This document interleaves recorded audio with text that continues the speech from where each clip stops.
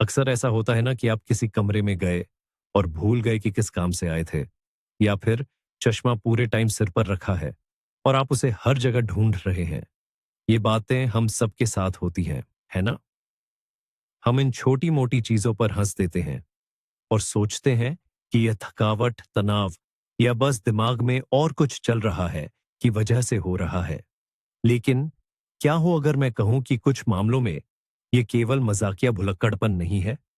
क्या हो अगर यह किसी बहुत बड़ी और गंभीर समस्या की पहली हल्की सी चेतावनी हो?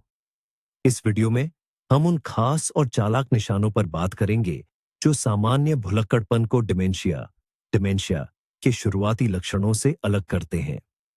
आपको पता चलेगा कि आपको किन बातों पर ध्यान देना चाहिए ताकि आप अपने दिमाग के संकेतों को नजरअंदाज करने की भारी गलती न करें। इस वीडियो को अंत तक जरूर देखें और आप समझेंगे कि इन लक्षणों को जानने से आपका या आपके अपनों का भविष्य कैसे बदल सकता है। कमेंट में जरूर बताएं, क्या आपके साथ कभी दिमाग खाली हो जाने वाले ऐसे पल आए हैं? इससे पहले कि हम विस्तार में जाएं, एक महत्वपूर्ण बात साफ कर लेते हैं। डिमेंशिया क्या है? कई लोग सोचते हैं कि यह अल्जाइमर रोग का दूसरा नाम है या इसे सिर्फ बुढ़ापे का असर मान लेते हैं, लेकिन ऐसा नहीं है। डिमेंशिया कोई एक बीमारी नहीं है। यह एक छाता शब्द, अम्ब्रेला टर्म है जो याददाश्त, सोचने और अन्य दिमागी क्षमताओं, कॉग्निटिव एबिलिटीज के कमजोर होने से जुड़े लक्षणों के पूरे समूह का वर्णन करता है।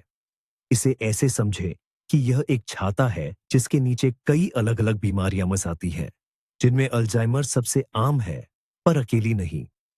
सबसे बड़ा भ्रम जिसे हमें अभी तोड़ना है, याददाश्त का गंभीर रूप से कमजोर होना बुढ़ापे की सामान्य बात बिल्कुल नहीं है। हाँ, उम्र के साथ हमें चीजें याद करने में थोड़ा ज्यादा समय लग सकता है, लेकिन डिमेंशिया एक बीमारी है जो मस्तिष्क की कोशिकाओं को नुकसान पहुंचाती है और हमें सामान्य जिंदगी जीने से रोकती है। इस बात को समझना ही हमारा पहला और सबसे जरूरी कदम है, क्योंकि जितनी जल्दी हम इस समस्या को पहचानेंगे, उतनी ही ज्यादा संभावना होगी कि हम इसके विकास को धीमा कर सकें और इसके साथ तालमेल बिठा सकें। तो सबसे पहला और सबसे जरूरी लक्षण जो डिमेंशिया का होता है, वो है याददाश्त का कमजोर हो जाना। और ऐसी कमजोरी जो हमारी रोजमर्रा की जिंदगी पर असर डालती है। लेकिन इसका असली मतलब क्या है? इसे कैसे समझा जाए? देखिए, इसका मतलब ये नहीं है कि आप किसी जान पहचान वाले का नाम भूल गए और 1 घंटे बाद याद आ गया। यह तो हम सबके साथ होता है। इसमें घबराने की जरूरत नहीं। खतरे की घंटी तब बजती है जब कोई इंसान हाल ही में सुनी हुई या सीखी हुई बात भूल जाता है। उदाहरण के लिए, वो एक ही बातचीत के दौरान एक ही सवाल बार बार पूछ सकते हैं और उन्हें याद भी नहीं रहता कि उन्हें जवाब पहले ही मिल चुका है। या फिर वो किसी जरूरी मुलाकात या किसी घटना को भूल जाते हैं जो बस कल ही हुई थी। एक और साफ संकेत है मदद पर निर्भरता का बढ़ना। अगर पहले वो सारे काम खुद ही याद रखते थे, तो अब उन्हें हर बात के लिए लगातार नोट्स की जरूरत पड़ती है, फोन में रिमाइंडर लगाने पड़ते हैं या फिर उन कामों को करने के लिए परिवार के सदस्यों की मदद लेनी पड़ती है जो वो पहले आसानी से कर लेते थे। इसे आप एक उदाहरण से समझ सकते हैं। कल्पना कीजिए, एक लाइब्रेरी, किताबों का भंडार है जहां आप किताब ढूंढ नहीं पा रहे हैं, और दूसरी वो जहां वो किताब जला दी गई है, यानी उसका वजूद ही मिट गया है। डिमेंशिया में याददाश्त इसी तरह काम करती है। जानकारी बस कुछ देर के लिए खोई नहीं होती, बल्कि वो दिमाग में ठीक से रिकॉर्ड ही नहीं हो पाती। इसकी वजह से मरीज में हमेशा घबराहट और अनिश्चितता का भाव बना रहता है। अगला महत्वपूर्ण लक्षण जिसे लोग अक्सर नजरअंदाज कर देते हैं, वो है योजना बनाने और समस्याओं को हल करने में मुश्किल आना। यह सिर्फ आलस या मुश्किल कामों से जी चुराना नहीं है। यह असल में ध्यान केंद्रित करने और कामों को एक सही तारतीब सीक्वेंस में करने की क्षमता का खो जाना है। उदाहरण के लिए, अगर कोई व्यक्ति वही पकवान 100 बार बना चुका हो, तब भी उसके लिए जानी पहचानी रेसिपी को फॉलो करना मुश्किल हो जाता है। वह कदमों, स्टेप्स को गलती से मिला सकता है, सामग्री गलत क्रम में डाल सकता है या फिर जरूरी चीजें डालना बिल्कुल भूल सकता है। दूसरा उदाहरण है पैसों का प्रबंधन, मैनेजिंग फाइनेंसेस। बिल भरना, बजट का ध्यान रखना या रसीदें भरना, ये सब अचानक एक बहुत बड़ा बोझ बन जाता है। व्यक्ति हिसाब में गलती से चूक कर सकता है, जरूरी बिल भरना भूल सकता है या फिर एक ही बिल को 2 बार चुका सकता है। यह ऐसी गलती नहीं है जो सिर्फ लापरवाही के कारण हुई हो। यह संख्याओं, नंबर्स के साथ काम करने और तार्किक श्रृंखला, लॉजिकल चेन बनाने की क्षमता में एक बुनियादी गड़बड़ी है। जरा सोचिए, एक अनुभवी जहाज का कप्तान जो अचानक एक जाना पहचाना नक्शा देखकर भी रास्ता नहीं बना पा रहा हो। वह नक्शा देखता है, निशान, सिंबल भी देखता है, लेकिन उन्हें जोड़कर एक सही, समझदार रास्ता नहीं बना पाता। इसी तरह अर्ली डिमेंशिया से पीड़ित व्यक्ति रोजमर्रा के कामों की दुनिया में रास्ता खो देता है। तीसरा लक्षण है रोजमर्रा के सामान्य काम करने में मुश्किल आना। हम उन कामों की बात कर रहे हैं जो हम बिना सोचे, आदत के तौर पर या ऑटोमेटिक ढंग से करते हैं। शुरुआती डिमेंशिया से जूझ रहे व्यक्ति को अपने घर के जाने पहचाने उपकरण चलाने में मुश्किल होने लगती है, जैसे माइक्रोवेव ओवन या वॉशिंग मशीन। यहां तक कि वह अपने पसंदीदा ताश के खेल या बोर्ड गेम के नियम भी भूल सकता है, जिन्हें वह दशकों से खेलता आ रहा है। एक और बड़ा उदाहरण है गाड़ी चलाना। मान लीजिए कोई व्यक्ति पिछले 20 साल से हर हफ्ते एक ही दुकान पर जा रहा है। अचानक वह जाने पहचाने रास्ते पर भी भटक सकता है। वह पैडल पहचानने में गलती कर सकता है, ट्रैफिक सिग्नल को नजरअंदाज कर सकता है या पार्किंग करने में बहुत मुश्किल महसूस कर सकता है। यह केवल थोड़ी देर की लापरवाही या गलती नहीं है। यह दिमाग के उस हिस्से में एक बड़ी गड़बड़ी है जो हमारी मांसपेशी की याददाश्त, मसल मेमोरी और अपने आप होने वाली आदतों को संभालता है। इसे ऐसे समझिए, आपने पूरी जिंदगी बिना देखे टाइपिंग की हो और अचानक आपको हर अक्षर ऐसे ढूंढना पड़े जैसे आप पहली बार सीख रहे हों। उस पल की बेचैनी और निराशा बहुत ज्यादा होती है, जब लोगों को लगता है कि उनकी पुरानी आदतें उनसे दूर हो रही हैं। तो इसका असर उनके आत्मसम्मान और उनकी आजादी पर बहुत गहरा पड़ता है। चौथा बड़ा खतरे का संकेत है समय और जगह, स्थान को लेकर भ्रमित हो जाना। और यह सिर्फ यह भूल जाने से कहीं ज्यादा गंभीर है कि आज हफ्ते का कौन सा दिन है। डिमेंशिया के मरीज न सिर्फ तारीखें भूल जाते हैं, बल्कि उन्हें मौसम या यहां तक कि चल रहा साल भी याद नहीं रहता। वे सुबह उठकर यह भी नहीं पहचान पाते कि दिन हो रहा है या रात। वो मौसम के हिसाब से कपड़े नहीं पहनते, जैसे गर्मी में ही मोटी जैकेट पहन लेना, क्योंकि उनकी अंदरूनी घड़ी और असलियत की समझ गड़बड़ा जाती है। जगह को लेकर भ्रमित होना, स्पेशल डिसोरिएंटेशन, और भी ज्यादा चिंताजनक होता है। जैसा कि मैंने पहले बताया, व्यक्ति किसी जानी पहचानी जगह पर भी भटक सकता है। वो घर से बाहर निकलता है और वापस आने का रास्ता नहीं ढूंढ पाता। कई बार तो यह अपने ही घर के अंदर होता है। वह किसी कमरे में घुस जाता है और उसे समझ नहीं आता कि वह कहाँ है और बाहर कैसे निकले। यह वाकई में बहुत डरावना अनुभव है। जरा सोचिए, आप अपनी गली में चल रहे हैं और अचानक सभी घर, पेड़ और दुकानें आपको बिल्कुल अजनबी और अपरिचित लगने लगे। आपको समझ नहीं आता कि आप कहाँ हैं और आपको जाना कहाँ है। इससे घबराहट, पैनिक होती है और बहुत ज्यादा तनाव, स्ट्रेस होता है। ऐसे ही वाकये अक्सर डॉक्टर के पास जाने की पहली वजह बनते हैं, क्योंकि इन्हें अब महज थकान कहकर नजरअंदाज नहीं किया जा सकता। पांचवां लक्षण देखने और समझने की क्षमता से जुड़ा है और यह अक्सर बहुत छुपा हुआ यानी गैर स्पष्ट रहता है।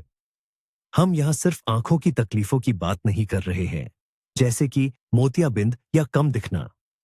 यह इस बारे में है कि हमारा दिमाग देखी हुई चीजों को कैसे समझता है और उनका मतलब कैसे निकालता है। ऐसे व्यक्ति को पढ़ने में बहुत मुश्किल हो सकती है। वह अक्षर तो देखते हैं, लेकिन उन्हें एक साथ जोड़कर शब्द बनाने और लिखी हुई बात का मतलब समझने में दिक्कत आती है। इसके अलावा उन्हें दूरी का सही अंदाजा लगाने, रंगों को पहचानने या चीजों के बीच का अंतर, कॉन्ट्रास्ट समझने में भी परेशानी हो सकती है। इसकी वजह से रोजमर्रा के कामों में रुकावट आती है। उदाहरण के लिए, वे मेज के किनारे से दूरी ठीक से नहीं नाप पाते और इसलिए गिलास से कुछ भी पीते समय अक्सर पेय, ड्रिंक छलक जाता है।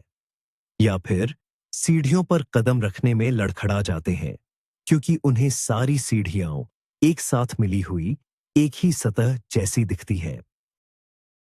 एक और बहुत ही स्पष्ट उदाहरण है चेहरों और सामान्य चीजों को न पहचान पाना। व्यक्ति अपने किसी करीबी रिश्तेदार को देखेगा, लेकिन उसे पहचानने में कुछ सेकंड लग सकते हैं। वह घड़ी जैसी साधारण चीजों को भी देखकर यह नहीं समझ पाता कि यह क्या है और इसका इस्तेमाल कैसे होता है। इस बीमारी का सबसे बड़ा और सबसे खास टेस्ट होता है आईने, शीशे में अपना अक्स देखना। कभी कभी डिमेंशिया से पीड़ित लोग आईने में अपनी ही छवि को नहीं पहचान पाते हैं। वे उसे कमरे में मौजूद कोई और व्यक्ति समझ लेते हैं। ये बताता है कि दिमाग के उस हिस्से में बहुत गंभीर गड़बड़ी आ गई है जो देखने से जुड़ी जानकारी को प्रोसेस करता है। छठा लक्षण हमारी बोली और बातचीत से जुड़ा है। इसमें व्यक्ति को सही शब्द खोजने में मुश्किल होने लगती है। बात करते करते वह अचानक बीच में रुक सकता है। यह भूल जाता है कि आगे क्या कहना है। वह आसान शब्द भी भूलने लगता है या चीजों को गलत नाम से पुकारता है। जैसे कलम कहने की बजाय वह कहेगा वह चीज जिससे लिखते हैं। उनकी बोली रुक रुक कर टूटी हुई और बेतरतीब हो सकती है। वे बातचीत का सिलसिला खो सकते हैं, एक ही कहानी को बार बार दोहरा सकते हैं या दूसरों की बातों को समझने में उन्हें बहुत मेहनत करनी पड़ सकती है। यह सिर्फ आम बोलचाल की गलती नहीं है जो सभी से हो जाती है। यह एक बड़ी और व्यवस्थित समस्या है जिसमें लगता है कि जैसे उनके शब्दों का भंडार धीरे धीरे खत्म होता जा रहा है। व्यक्ति के लिए अपने विचार व्यक्त करना और बातचीत में हिस्सा लेना कठिन होता जाता है। इसी वजह से वह धीरे धीरे लोगों से मिलना जुलना बंद कर सकता है और अकेला रहना शुरू कर देता है। इसे आप ऐसे देख सकते हैं जैसे कोई व्यक्ति एक पहेली, पजल सुलझाने की कोशिश कर रहा है, लेकिन उसमें से जरूरी हिस्से बार बार गायब हो जाते हैं। आप कितनी भी कोशिश कर लें, पूरी तस्वीर कभी नहीं बन पाती। इसकी वजह से वह अलग थलग पड़ जाता है और उसका अकेलापन बढ़ता जाता है, जो इस बीमारी के बढ़ने की गति को और तेज कर देता है। सातवां लक्षण, जिसे अक्सर परिवार के नजदीकी सदस्य ही सबसे पहले पहचानते हैं, वह है चीजों को एकदम बेतुकी जगहों पर रख देना और फिर उन्हें ढूंढ ना पाना। हाँ, चाबी या टीवी का रिमोट हम सभी कभी कभी खो देते हैं, लेकिन यह डिमेंशिया, याददाश्त की बीमारी में एक अलग ही स्तर पर पहुंच जाता है। मरीज पर्स को फ्रिज के अंदर रख सकता है, प्रेस, इस्त्री को कपीडीडीढियों की अलमारी में या रिमोट को चीनी के डिब्बे में। सबसे बड़ा फर्क यह है कि वह अपनी क्रियाओं की श्रृंखला को दोबारा याद नहीं कर पाता ताकि वह खोई हुई चीज को ढूंढ सके। वह सिर्फ यह नहीं भूला कि चीज कहां रखी थी, बल्कि वह सचमुच यह समझ नहीं पाता कि वह अजीब चीज उस अजीब जगह पर पहुंची कैसे। अक्सर इसका नतीजा यह होता है कि वे अपने आसपास के लोगों पर चोरी का इल्जाम लगाना शुरू कर देते हैं। उन्हें पूरा यकीन होता है कि परिवार के किसी सदस्य या पडीडी ढौसी ने उनके चश्मे या पैसे चुरा लिए हैं, क्योंकि उनके दिमाग की दुनिया में वह खुद उस चीज को इतनी अटपटी जगह रख ही नहीं सकते थे। इससे घर में झगड़े, अविश्वास और मनमुटाव पैदा होते हैं। नजदीकी लोगों के लिए यह बहुत मुश्किल लक्षण है, क्योंकि इसके लिए बहुत ज्यादा धैर्य और समझदारी की जरूरत होती है। यह समझना बहुत जरूरी है कि यह कोई जानबूझकर की गई शरारत या बदमाशी नहीं है, बल्कि यह सीधे तौर पर दिमाग की बीमारी का असर है। अब हम बात करते हैं सोचने समझने की क्षमता और सही निर्णय लेने की शक्ति के कम होने या खत्म होने के बारे में।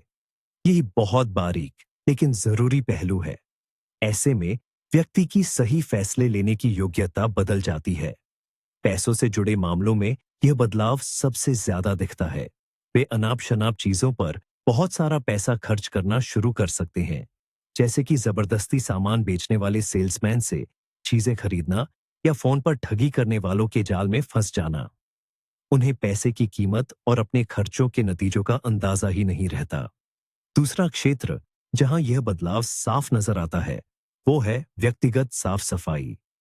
जो व्यक्ति हमेशा से बहुत सलीकेदार और साफ सुथरा रहा हो, वह खुद पर ध्यान देना छोड़ सकता है। वह गंदे कपड़े पहनने लगता है, नहाना या दांत साफ करना भूल जाता है। उन्हें महसूस ही नहीं होता कि वह कुछ गलत कर रहे हैं। उनके मापदंड और चीजों को जांचने पर रखने की क्षमता कम होने लगती है। साथ ही सामाजिक व्यवहार में भी बदलाव आता है। वे बिना सोचे समझे बेतुकी बातें कहने लगते हैं, बेपरवाही से व्यवहार करते हैं या फिर इसके विपरीत बिना किसी कारण के सब पर शक करने लगते हैं और अविश्वास दिखाने लगते हैं। ऐसा इसीलिए होता है क्योंकि मस्तिष्क का वह हिस्सा जो हमारे सामाजिक नियंत्रण और परिस्थिति को समझने के लिए जिम्मेदार है, वह ठीक से काम करना बंद कर देता है। नौवीं निशानी है काम और सामाजिक गतिविधियों से दूर हटना। जो इंसान हमेशा महफिल की जान हुआ करता था, जिसे लोगों से मिलना, घूमना फिरना, हॉबी में मन लगाना या काम में सक्रिय रहना पसंद था, वो धीरे धीरे इन सब चीजों से कटना शुरू कर देता है। अब उन्हें लोगों के बीच हो रही बातचीत को समझना मुश्किल लगता है। जिस खेल को वो पहले शौक से खेलते थे, उसके नियम समझ नहीं आते या फिर वो अपने दफ्तर के काम ठीक से पूरे नहीं कर पाते। समस्या को मानने के बजाय वो ऐसी स्थितियों से बचने के बहाने खोजने लगते हैं जहां उनकी कमजोरी या नाकामी सबके सामने आ सकती है। वो कहते हैं कि वो थक गए हैं, उनका मन नहीं लग रहा है या अब उन्हें इन सब चीजों में कोई दिलचस्पी नहीं है। लेकिन असल में इसके पीछे डर और उलझन छिपी होती है। उन्हें महसूस होता है कि कुछ तो गड़बड़ है और वो स्वाभाविक रूप से असफल होने से बचने की कोशिश करते हैं। इसका नतीजा सामाजिक एकांतवास होता है। वो ज्यादातर समय अकेले ही टीवी के सामने बैठे रहते हैं। ये बात हालात को और भी बिगाड़ देती है क्योंकि ऐसा करने से दिमाग को जरूरी स्टिमुलेशन यानी उत्तेजना नहीं मिल पाता। घर वालों या करीबियों को यह सब उदासी या डिप्रेशन, अवसाद जैसा लगता है और वे हमेशा यह नहीं समझ पाते कि समस्या की जड़ इससे कहीं ज्यादा गहरी है। और 10वां, जो कि बहुत ही जरूरी लक्षण है, वह है आपके मूड और व्यक्तित्व में आने वाले बदलाव। व्यक्ति अचानक से घबराया हुआ, उदास, शकी, डरा हुआ या हमेशा चिंतित महसूस कर सकता है। वह घर पर हो या काम पर या ऐसी जगहों पर जहां वह असहज महसूस करता है, छोटी छोटी बातों पर भी जल्दी परेशान हो सकता है। उसका स्वभाव पहचान में न आ सके इस हद तक बदल सकता है। उदाहरण के लिए, एक शांत और संतुलित व्यक्ति चिड़चिड़ा और आक्रामक हो सकता है। वहीं एक खुशनुमा और आशावादी व्यक्ति हर चीज के प्रति उदासीन हो जाता है। यह बदलाव अक्सर अंदरूनी बेचैनी के कारण होते हैं। आप कल्पना कीजिए कि आपको लगातार यह महसूस हो रहा है कि आप अपनी जिंदगी और अपने दिमाग पर से नियंत्रण खो रहे हैं। आप अपनी याददाश्त पर भी भरोसा नहीं कर पाते हैं। आप साधारण चीजों में भी उलझने लगते हैं। इससे बहुत ज्यादा तनाव, डर और घबराहट पैदा होती है और यही चीजें अचानक आए इन तेज मूड स्विंग्स के रूप में सामने आती हैं। अक्सर करीबी लोग इसे व्यक्तिगत रूप से लेते हैं और सोचते हैं कि उन्होंने ही कुछ गलत किया है। लेकिन यह समझना जरूरी है कि यह महज नखरे नहीं है। ये बीमारी का लक्षण है। यह दिमाग में हो रहे बायोकेमिकल बदलाव है जिन्हें व्यक्ति अपने आप नियंत्रित नहीं कर सकता। अब जब हमने जरूरी बातें समझ ली हैं, तो यह जानना बहुत जरूरी है कि सामान्य बुढ़ापा क्या है और बीमारी यानी पैथोलॉजी क्या है। यही सबसे जरूरी सवाल है। उदाहरण के लिए, कभी कभी कोई नाम या बात याद न आना सामान्य है। हम सब कहते हैं ना, बस जुबान पर है पर याद नहीं आ रहा। ये आम बात है, लेकिन खतरे की निशानी यह है कि आप सिर्फ नाम ही नहीं भूलते, बल्कि यह भी भूल जाते हैं कि यह व्यक्ति कौन है, भले ही वह आपका बरसों पुराना दोस्त क्यों न हो। कभी कभी चाबियां या चश्मा रखकर भूल जाना भी बिल्कुल सामान्य है। लेकिन असली परेशानी तब है जब आपको चाबियां फ्रिज में मिलती हैं और आपको बिल्कुल अंदाजा नहीं होता कि ये यहां पहुंची कैसे। नई तकनीक या गैजेट गैजेट समझने के लिए थोड़ी मदद लेनी पड़े तो यह नॉर्मल है। गंभीर संकेत यह है कि आप अपनी उस माइक्रोवेव ओवन ओवन को भी इस्तेमाल नहीं कर पा रहे हैं जिसे आप पिछले 10 सालों से रोज इस्तेमाल करते रहे हैं। तारीख, डेट या महीना भूल जाना और बाद में याद करके सुधार लेना सामान्य है। खतरे की घंटी तब बजती है जब आप समय का हिसाब ही भूल जाते हैं और यह नहीं पहचान पाते कि यह कौन सा साल है या कौन सी आर्थू मौसम चल रही है। सबसे बड़ा अंतर है आपके जीवन पर इसका कितना असर पड़ रहा है। सामान्य बदलाव आपको अपना काम खुद करने से नहीं रोकते, लेकिन डिमेंशिया के लक्षण आपकी रोजमर्रा की जिंदगी में बाधा डालते हैं और धीरे धीरे यह बाधा बढ़ती चली जाती है। आइए एक और आम गलतफहमी पर बात करते हैं। बहुत से लोग मानते हैं कि डिमेंशिया यानी भूलने की बीमारी केवल बहुत ज्यादा उम्रदराज लोगों को होती है। यह एक खतरनाक गलतफहमी है। हालांकि उम्र के साथ खतरा यकीनन बढ़ता है, लेकिन यह बीमारी 60, 50 और यहां तक कि 40 साल की उम्र में भी शुरू हो सकती है। इसे कम उम्र में होने वाला डिमेंशिया यानी अर्ली ऑनसेट डिमेंशिया कहते हैं। ये खास तौर पर धोखेबाज होती है क्योंकि न तो मरीज खुद, न उनका परिवार और न ही डॉक्टर अक्सर किसी अपेक्षाकृत जवान व्यक्ति में इस बीमारी का अंदाजा लगाने के लिए तैयार होते हैं। सारे लक्षण जैसे भूलने की आदत, चिड़चिड़ापन या काम में दिक्कतें को तनाव, stress, middle age crisis, depression या किसी और चीज का नतीजा मान लिया जाता है, सिवाय दिमाग की अंदरूनी समस्या के। नतीजतन कीमती समय हाथ से निकल जाता है। सही इलाज शुरू होने से पहले ही व्यक्ति अपनी नौकरी खो सकता है और परिवार के रिश्ते खराब कर सकता है। इसीलिए यह जानना बहुत जरूरी है कि उम्र सिर्फ एक जोखिम कारक रिस्क फैक्टर है, न कि अकेला पैमाना। अगर आप किसी ऐसे व्यक्ति में चिंताजनक लक्षण देखते हैं जिसकी उम्र 65 साल से कम है, तो उन्हें नजरअंदाज न करें। ये वो वक्त हो सकता है जब आपकी सतर्कता स्थिति को बिगड़ने से बचा सकती है।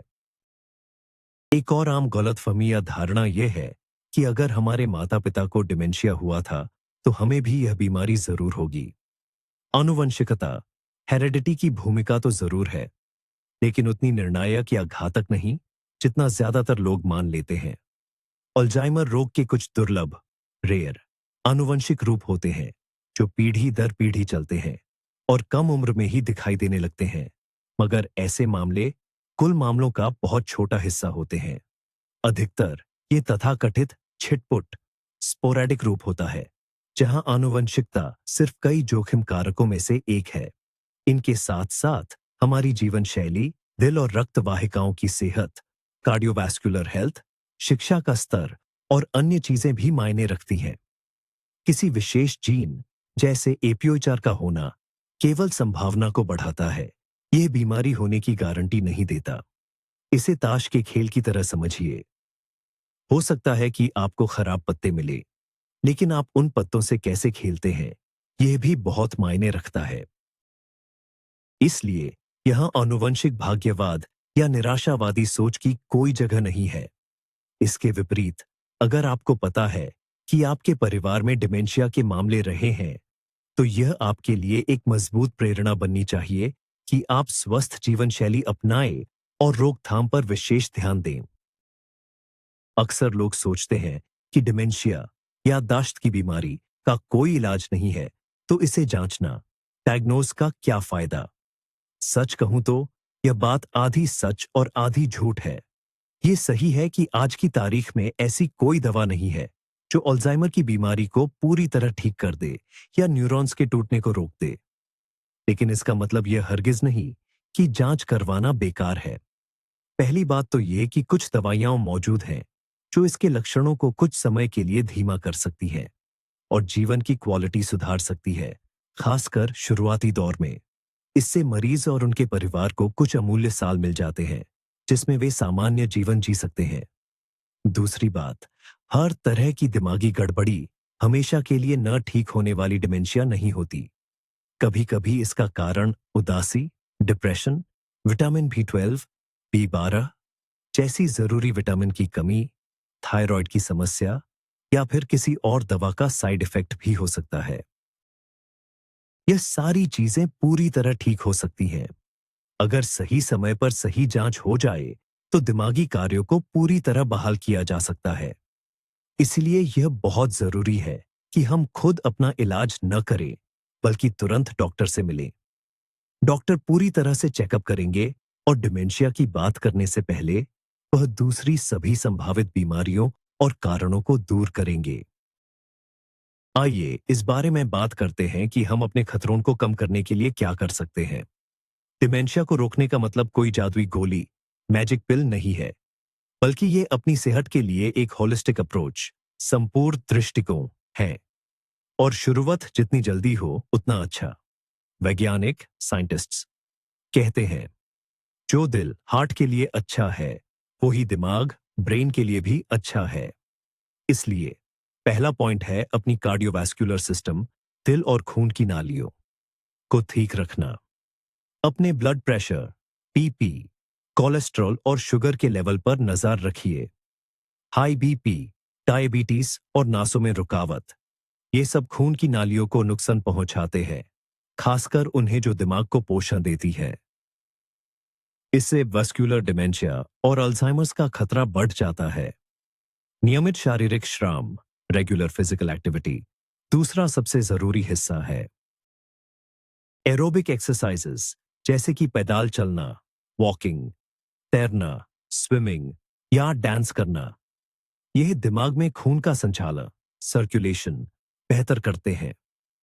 ये नए न्यूरॉन कनेक्शंस को बढ़ावा देते हैं और तो और हिपोकैम्पस, दिमाग का वो हिस्सा जो याददाश्त संभालता है, का साइज भी बढ़ा सकते हैं। हफ्ते में सिर्फ 150 मिनट की मॉडरेट एक्टिविटी काफी है। ये सुनने में ज्यादा नहीं लगता, लेकिन इसका असर बहुत बड़ा, कोलोसल होता है। अपनी मूवमेंट, गतिविधि की शक्ति को कम मत आंकिए। रोकथाम का तीसरा जरूरी हिस्सा है हमारा खान पान।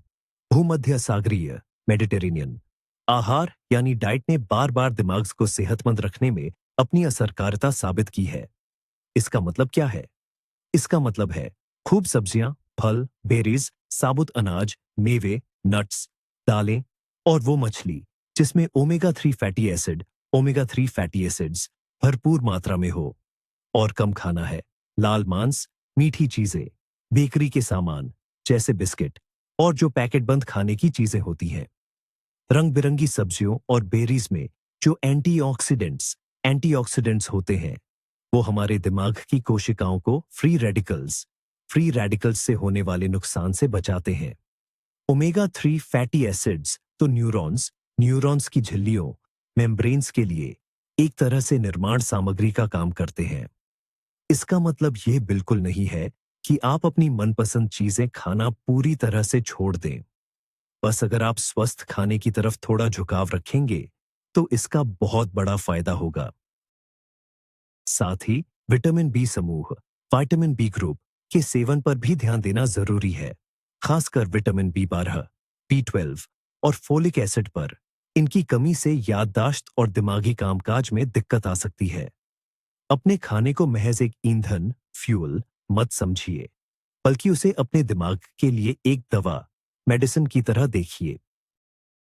चौथी बात, और शायद सबसे दिलचस्प पहलू, वह है हमारी दिमागी और सामाजिक सक्रियता, कॉग्निटिव एंड सोशल एक्टिविटी।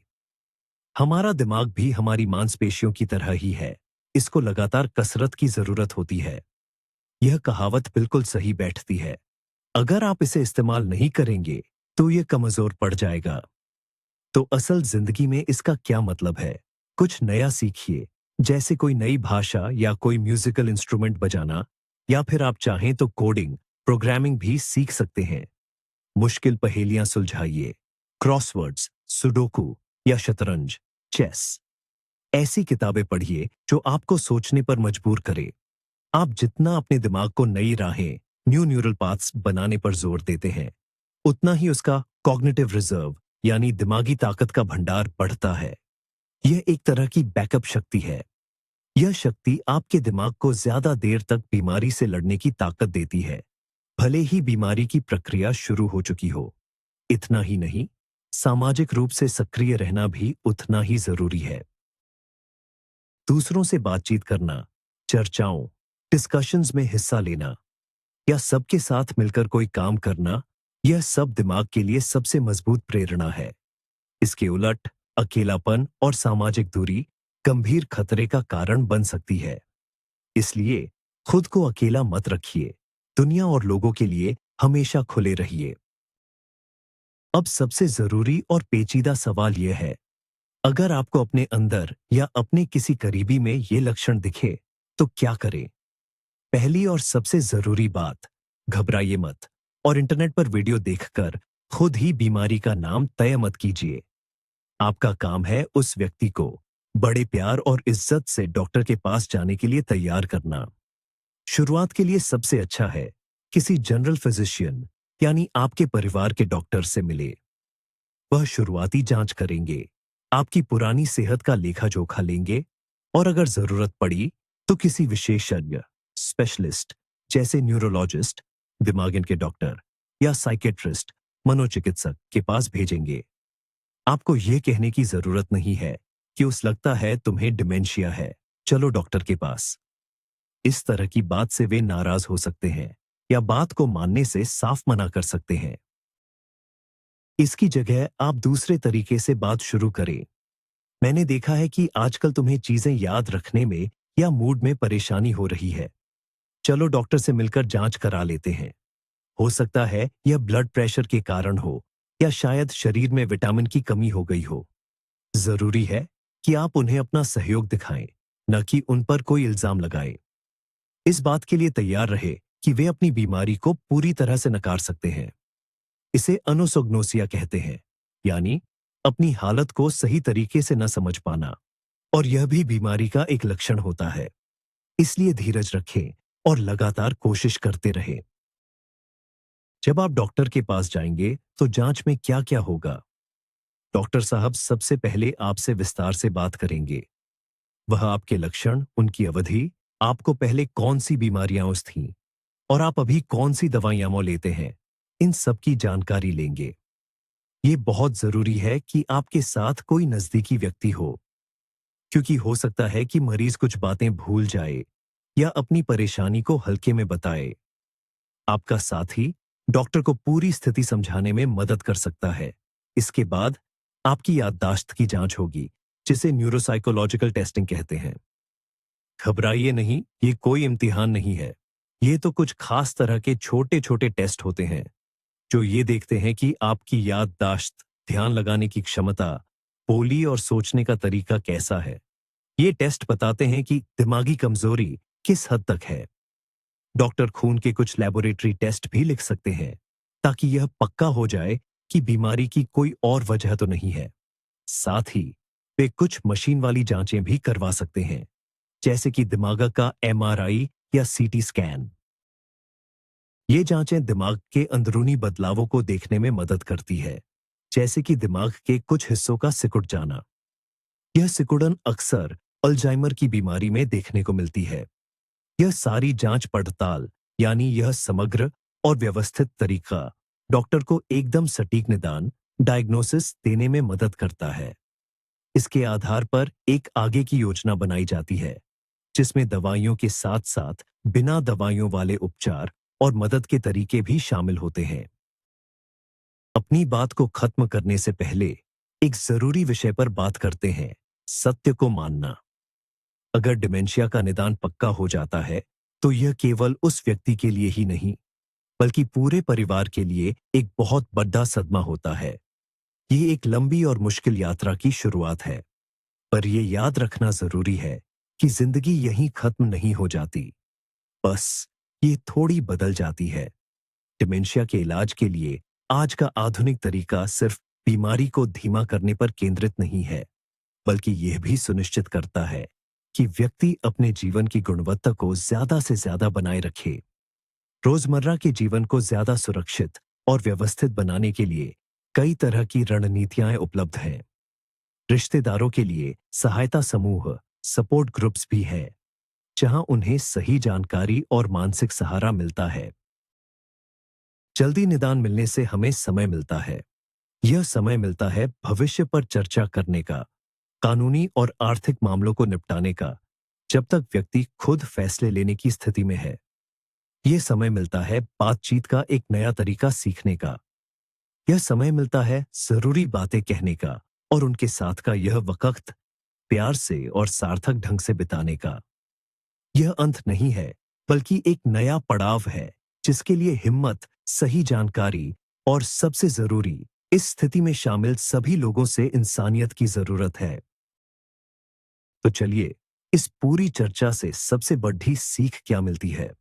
सीख ये है कि भूलने की बीमारी, डिमेंशिया, सिर्फ चाबियों के खो जाने से शुरू नहीं होती। यह असल में छोटे छोटे बदलावों, यानी ऐसी आदतों और निशानों से शुरू होती है जो धीरे धीरे हमारी रोजमर्रा की जिंदगी को खोखला कर देते हैं। इस समस्या को समझने का सबसे बड़ा मुद्दा, ट्विस्ट, यह है कि हमें यह एहसास हो कि हम लाचार नहीं हैं। हमारा रहन सहन, हमारा खान पान और हमारी शारीरिक और दिमागी मेहनत, यानी एक्सरसाइज, यह सिर्फ खूबसूरत शब्द नहीं है। यह असलियत में ऐसे औजार हैं जो इस बीमारी के खातरे को बहुत कम कर सकते हैं या उसकी शुरुआत को आगे धकेल सकते हैं। हम जो सबसे बड़ी गलती करते हैं वह है नजरअंदाज करना। जब कोई चिंताजनक बात सामने आती है तो हम उसे थकान, बढ़ती उम्र या तनाव का नाम देकर टाल देते हैं और इसी चक्कर में हम कीमती समय खो देते हैं। हमेशा याद रखिए, छोटी छोटी बातों पर ध्यान देना, शुरुआती लक्षणों को पहचानना और सही समय पर डॉक्टर से सलाह लेना, यह घबराहट या पैनिक नहीं है, बल्कि यह आपके और आपके अपनों के स्वास्थ्य के प्रति एक जिम्मेदार नजरिया है। शुक्रिया कि आपने इस जरूरी वीडियो को अंत तक देखा। अगर यह जानकारी आपके लिए फायदेमंद थी तो कृपया इसे लाइक जरूर करें और चैनल को सब्सक्राइब कर लें। और हाँ, उन सभी लोगों के साथ इसे जरूर शेयर करें जो आपके लिए अनमोल हैं। अब मेरा आपके लिए एक सवाल है, डिमेंशिया का कौन सा लक्षण आपको सबसे ज्यादा मुश्किल या अजीब लगा और क्यों? अपने विचार कमेंट्स में जरूर बताइए। आपकी राय बहुत मायने रखती है।